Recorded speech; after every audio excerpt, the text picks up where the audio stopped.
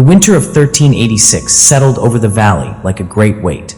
Snow buried the farmlands, the rivers froze, and the small fortress on the hill stood alone against the wind.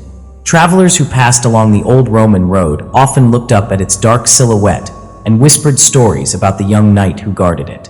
Some said he was barely 20. Others claimed he had survived battles that would have broken older men. Whatever the truth was, the fortress and its fate now rested on his shoulders. He was the son of a minor noble, raised not in luxury but in discipline. Since childhood, he had trained in the courtyard with wooden swords, copying the stance and movements of older knights. He learned to ride before he could read, and by the time he turned 15, he had seen more skirmishes than many seasoned soldiers. But nothing had prepared him for the winter when an invading force would emerge from the northern forests, marching under a banner he had never seen before. The invaders arrived without warning. Hundreds of soldiers moved in tight formation, their armor glinting beneath the pale sun. They expected the fortress to fall within a day. It was small, it was isolated, and they believed its defenders were few. They did not expect resistance. They certainly did not expect the resolve of the young knight standing at the gate.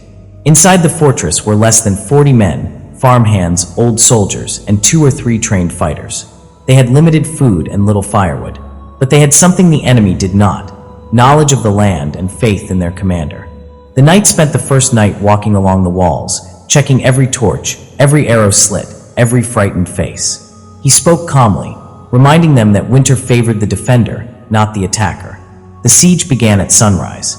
Arrows rained against the wooden gate. Drums echoed across the valley.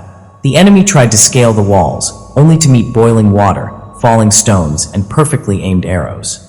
At night, when the invaders retreated to their campfires, the knight led small groups down the hillside. They struck fast, vanished into the snow, and returned before dawn. These raids kept the enemy restless, cold, and afraid of the shadows. After nearly 2 weeks, the invaders began to break. Supplies were running out. Horses died in the frost. Morale collapsed. On the 15th day, the enemy commander ordered a retreat. They left quietly, hoping no one would call it defeat. The valley would remember the winter siege for generations. Not because of the size of the battle, but because a single young knight proved that courage, strategy, and stubborn resolve can turn even the smallest fortress into a legend.